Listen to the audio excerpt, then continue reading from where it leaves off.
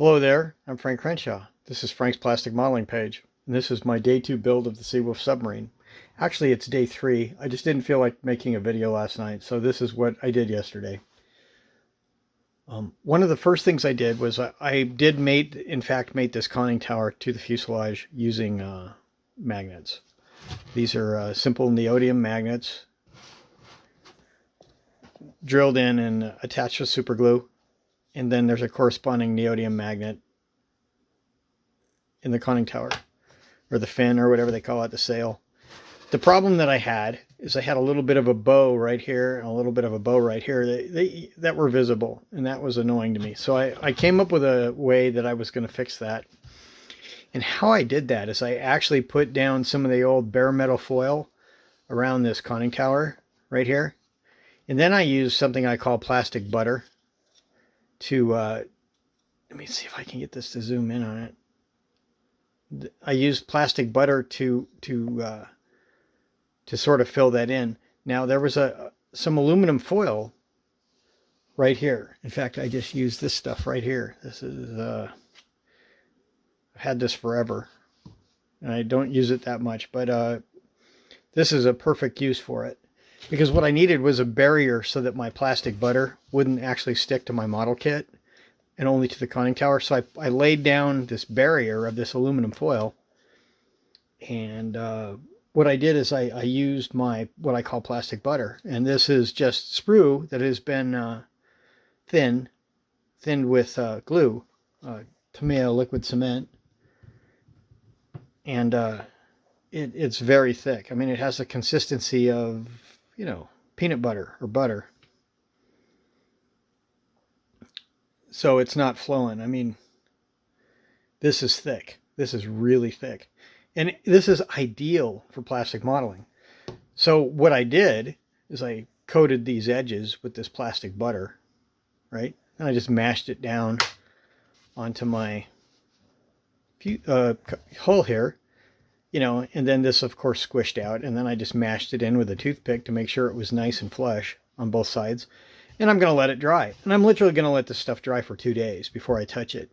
The reason is even though this is very thick and doesn't have a lot of glue in it, it has enough in it that it's soft. And it's literally going to be changing shape over the next couple days. So when you use these plastic glues, liquid plastic stuff, I call it plastic putty, but when you use this kind of stuff to fill, you have to be well aware that it's going to change shape over days, not hours, like, some people want. So you have to be very patient when you use this particular material. It's really useful in places. It's not a silver bullet, but in this particular case, like here, it's very useful. The other thing it's really useful for is when you have contours that you need to shore up, and you need to do it. You can use putty to do that, but putty can be soft. But this stuff is very hard. Now, this liquid butter, one of the neat things about it is it's very thick, so you can spread it. You can almost spread it like, peanut butter or butter, and that's why I call it liquid butter. But just spreading it, already solves that seam problem right there. And then I'm going to have to go back in and sand it, and that'll, of course, take more time. But this is a really sound way to deal with a tough kit like this. If you have a kit that has, not completely perfect joints on a rounded seam, this plastic butter really does work. The other tool that you'll really want to have when doing this kind of seam filling is you'll want a sanding stick that doesn't flex. This is a sanding stick that was made from the weights from a Tamiya armor kit. I believe the M1 Abrams in 48 scale came with this. I don't really care about scale weight, so I just pulled the metal out and made a sanding stick out of it because it's like the perfect size. This is just 400 grit sandpaper that's been contact cemented onto this particular piece of metal. I did a video a while back where I showed how I did that with the Infinity sanding sticks. Infinity had come out with these metal sanding sticks, and they sell a adhesive back sandpaper, but I wasn't able to buy it because it went out of stock. So I just used some contact cement to glue regular sandpaper to them, so I can just buy the Infinity, sanding sticks and use them without having to wait for months for the stuff to come in. Anyway, these things right here, not all of them have sandpaper on them, but yeah, there you go. So it's a very effective technique. But the reason you want a really rigid sanding stick is you're going to have to make a rounded surface, and the way to do that is to sand like in a tangent. And any bumps or lumps, you'll actually hit the tops of them and knock those lumps down until eventually you basically have a rounded surface.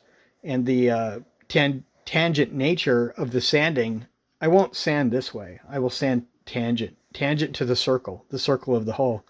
And that will eventually, it takes time, but eventually it'll be a perfect circle. It won't be a perfect circle mathematically. It will be a perfect circle in the sense of modeling. You will not be able to tell that the hole is not circular with your eyeball. I mean, you'd have to measure with like a laser or something. But it would be that's all that matters is to me is that you can tell that it's circular. You don't want to use one of these softer sanding sticks like these Infinity sanding sticks, and these are nice sanding sticks. But the problem is, unless the surface is already fairly smooth and established, these things, they follow the contour of the surface as they sand because they're soft. And so what'll happen is everything that it touches will be sanded at about the same rate, including the plastic model beneath the ridge that you want to get rid of. So what it will result in is a very smooth but rippled surface. So these are really good for like canopies or surfaces that are already established. Smoothing out plastic that's rough. Like when I go to smooth out the roughness of this plastic, I will use this. This will work great for that. But on these edges where I need to make a formed tangent sanding action, these are what you need. And these Tamiya weights are amazing because they don't rust when they get wet. I don't know what they made them out of, but they anyway, they work really good. So if you happen to have one of those new 1/48 scale kits with these weights in them, they make great sanding sticks. As I mentioned in my previous video, I also did actually stick a tube, Abalone alloy tube here. And I put a corresponding piece of telescopic tubing here. So I do wind up with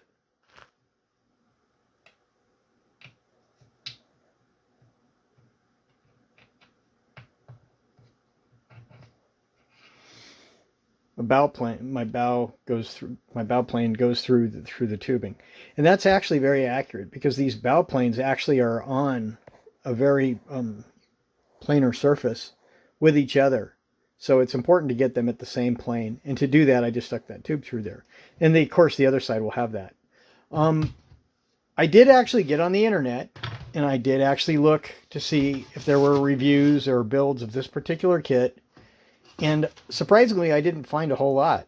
I did have some people chime in my posting that they hated this kit and they did destroy it. And apparently it's got a lot of shape issues. And one of the things that was interesting is a friend of mine, Anthony Wan, messaged me and was taunting me, basically telling me that this tailpiece back here was going to result in it was offset, it was bent or something. Anyway, I didn't realize that when I was building it, and when he warned me, I didn't actually understand what he was talking about. But so I got on the internet and I did some searching, and I came across a blog of really one of my favorite modelers, and just a really, really exquisite modeler, just an excellent model builder, a guy named Gary Wickham. And I'm going to link his scale spot review in my video here. But just to kind of comment on his build, Gary took a little bit. Gary seemed to see the same problem I did. He saw that the hole was going to be a problem, so he reinforced it, and he reinforced it differently than I did. But he basically did the same thing. He just used a whole lot of those stringers all the way across, where I use lugs. Hopefully my lugs will work, but in retrospect, Gary's solution is probably superior because it adds even more rigidity to the hole. But where Gary did something different than I did, Gary built the end pieces first and then glued them in. And his model had just ginormous gaps. I mean, just absolutely huge gaps in the thing. So nothing against Gary, because Gary is one of the best modelers actually in the world. His ability to do modeling is unquestioned, certainly by me. And anyway, he had big problems, but he's such a good modeler, he overcame it. I would not recommend, that particular course of action, though. I do think that gluing these things in first shows the importance of changing out the instructions and recognizing that whenever pieces meet, there likely will be steps, and you have to remove those steps before you can proceed. This is very true in aircraft kits anyway. If you buy a kit that has multi-piece fuselages, you almost always want to mate those pieces before you glue the sections together and then try to mate them. And just in general, it's just a better idea to do that. Not always. I mean, Tamiya kits can really surprise you because they'll just fit. But I still think this is really important to think about. One of the things Gary found, which was a big shock to me, was he actually had a big twist in his tail. And the big twist resulted in all these fins and everything being offset from the conning tower. So if you looked directly up the rear, his fins were, if the conning tower was like this, his fins were like that, which is a huge problem. I mean, you can see that. Anybody can sit down and look at that and see that.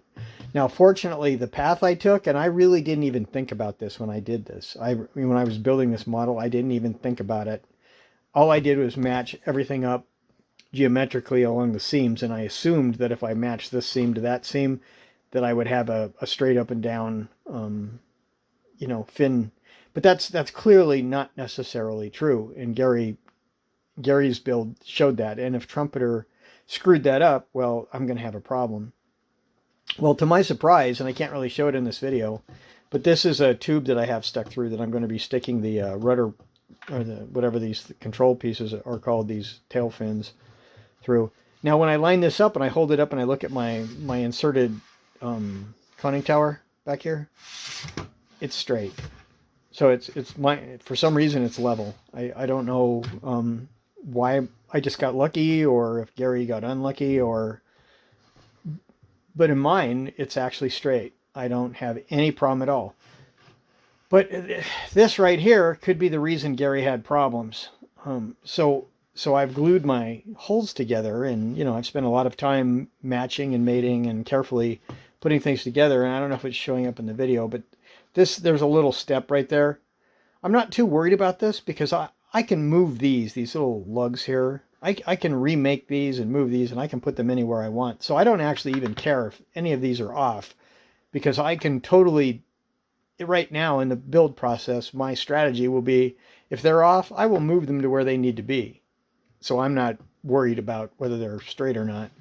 But I'm hoping they're straight, because, boy, that's more work, And again, tough kits often require crap like that. But I wonder if Gary's problem doesn't result from this. I wonder if his major issue didn't result from these. Clearly, these two pieces right here are not the same size, because they don't match up. And I mean, that's quite a bit. That's probably 2 millimeters off. So you can imagine if you had glued these pieces together first, right here, what sort of chaos that would throw into this tail. I mean, you can just tell. I mean, it could create all kinds of problems, especially with these tail fins. And anyway, one of the surprising things of tough kits. However, my strategy of gluing this piece on first, somehow, just by sheer luck apparently, it negated the problem Gary had, which resulted in him actually cutting this tail off and reattaching it. I'm not going to have to do that. At least in the vertical, this thing's straight. It might be off this way. I might have to move the lower one or the upper one. But overall, I think we're in good shape. Anyway, that's day 2. The good thing is this build will be the actual construction will soon be done. It's just sanding and blending, and that's going to take me another day probably. But once I'm done with that, then I can start painting. And painting is really where I'm going to shine on this. This thing is going to have a scheme on it. My goal is to make this scheme very, very realistic. And I have some decent photos of it, and I'm thinking really hard how I'm going to do this. And I'm actually pretty excited to try it. I think that this could be one of the funnest models to paint that I've painted in a while. So I'm really looking forward to weathering this particular kit. Anyway, that's my day 2. Thanks for watching.